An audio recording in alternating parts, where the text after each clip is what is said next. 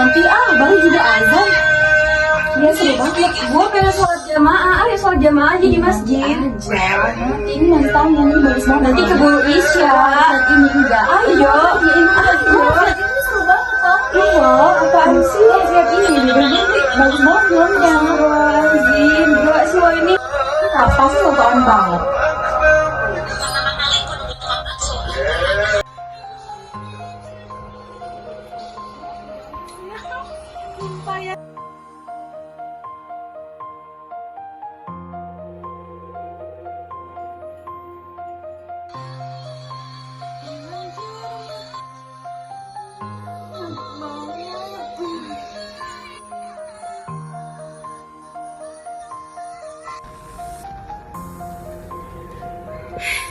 Kok malah tidur sih tuh bocah?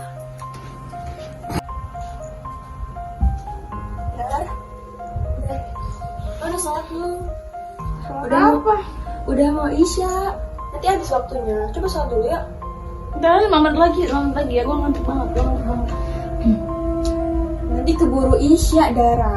Ayo sholat.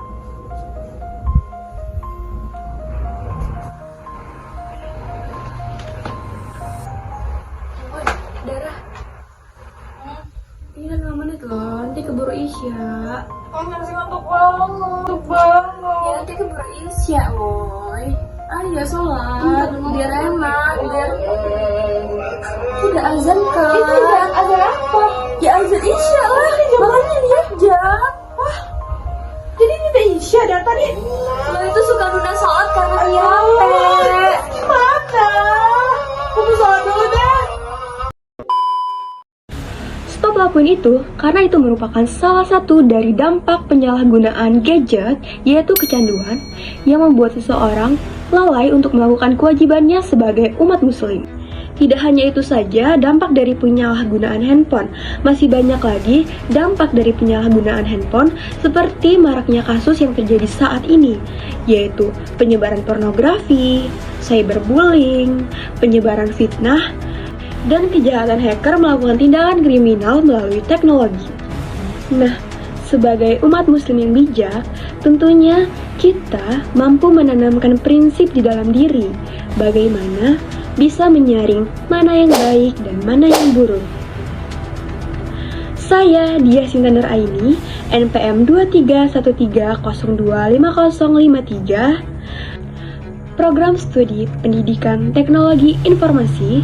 Kali ini saya akan membahas bagaimana cara menerapkan nilai Islam dalam perkembangan teknologi untuk melakukan hal kebaikan. Yuk disimak!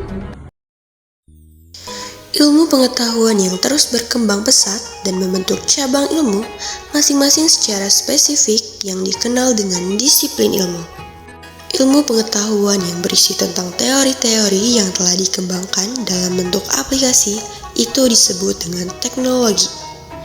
Teknologi merupakan bagian dari ilmu pengetahuan yang berkembang secara mandiri, menciptakan dunia tersendiri.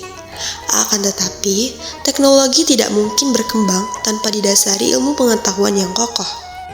Maka, ilmu pengetahuan dan teknologi menjadi satu kesatuan yang tak terpisahkan. Keduanya berkembang pesat dalam kehidupan manusia modern saat ini yang memberikan manfaat dalam membantu manusia mencapai kesejahteraan hidup. Kemajuan ilmu pengetahuan dan teknologi sekarang ini tidak bisa dipungkiri, banyak menghantarkan manusia kepada kemudahan, efektivitas, dan efisiensi hidup. Dengan iptek, manusia telah mampu meraih apa yang dulu dianggap sesuatu yang mustahil. Namun di sisi lain, kemajuan iptek membawa akses negatif dan destruktif yang merugikan dan mengancam keberlangsungan umat manusia dan alam lingkungan. Oleh karena itu, ilmuwan tidak cukup hanya dengan ilmunya saja, tetapi harus dibekali dengan iman dan takwa. Dengan begitu, hasil-hasil kemajuan iptek akan dijadikan sebagai sarana bagi manusia untuk mengeksisikan dirinya sebagai khalifah di bumi. Di samping sebagai abdun, hamba Allah, ilmuwan yang beriman dan bertakwa akan memanfaatkan kemajuan iptek, menjaga, memelihara, melestarikan keberlangsungan hidup manusia dan keseimbangan ekologi dan bukan untuk fasad, fil art, atau kerusakan di bumi. Sebagaimana firman Allah Subhanahu wa taala dalam Quran surat Ar-Rum ayat 41 yang berbunyi, في البر والبحر بما كسبت أيدي الناس ليذيقهم بعض الذي عملوا لعلهم يرجعون. Artinya, telah nampak kerusakan di darat dan di laut disebabkan karena perbuatan tangan manusia, supaya Allah merasakan kepada mereka sebagian dari akibat perbuatan mereka, agar mereka kembali ke jalan yang benar. Quran Surat Ar-Rum ayat 41. Dari ayat di atas menjelaskan kerusakan yang disebabkan oleh tangan-tangan manusia yang akan berdampak kembali pada manusia itu sendiri. Fenomena ini telah dirasa salah satunya disebabkan oleh penyalahgunaan ilmu pengetahuan dan teknologi. Pada dasarnya, ilmu pengetahuan dan teknologi dalam Islam diarahkan untuk meningkatkan kualitas kemanusiaan. Iptek merupakan alat atau media, bukan tujuan. Oleh karena itu, ilmu pengetahuan dan teknologi jangan sampai mengatur manusia sebagai penciptanya. Untuk itu, diperlukan upaya-upaya untuk menyertakan nilai-nilai ke dalam iptek yang disebut dengan Islamisasi ilmu pengetahuan.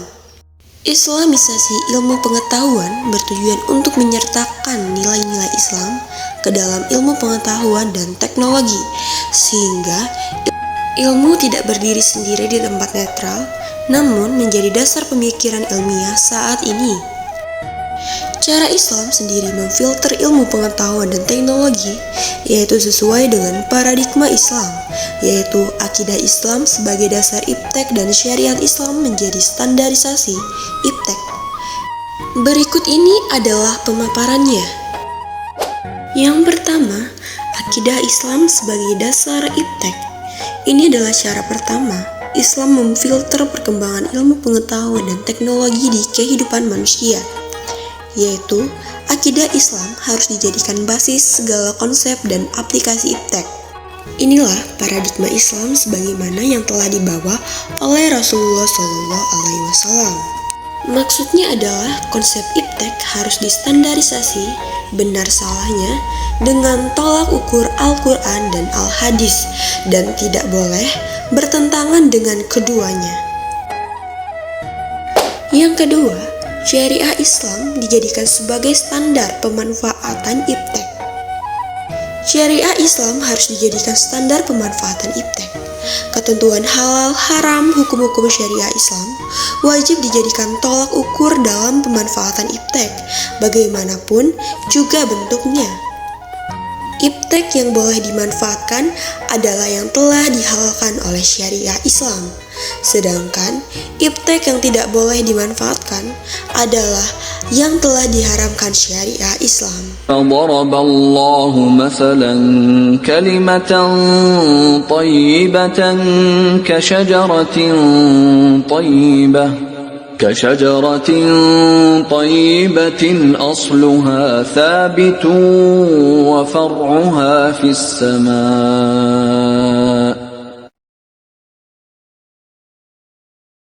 حين بإذن ربها ويضرب الله الأمثال للناس لعلهم يتذكرون. Artinya, pohon itu memberikan buahnya pada setiap musim dengan seizin Tuhannya. Allah membuat perumpamaan itu untuk manusia supaya mereka selalu ingat. Ayat di atas menjelaskan bahwasannya Allah Subhanahu wa Ta'ala memberikan perumpamaan pohon sebagai integrasi antara akidah, syariah, dan akhlak atau iman, ilmu, dan amal. Diawali dengan akar pohon yang diibaratkan sebagai iman yang memperkokoh tegaknya ajaran Islam. Ilmu bagaikan batang pohon yang mengeluarkan dahan-dahan. Itulah cabang-cabang ilmu pengetahuan. Sedangkan Amal ibarat buah yang diibaratkan dengan teknologi atau hasil dari produk teknologi.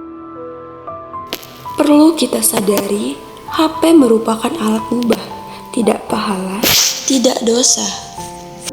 Tetapi inilah yang bisa jadi sebab membawa kita ke surga dan neraka.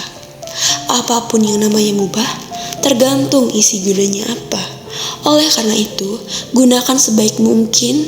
Oleh karena itu, gunakanlah handphone dengan sebaik-baiknya, agar kita mampu mendapatkan amal jariah dan mendapatkan rahmatnya. Saya akhiri.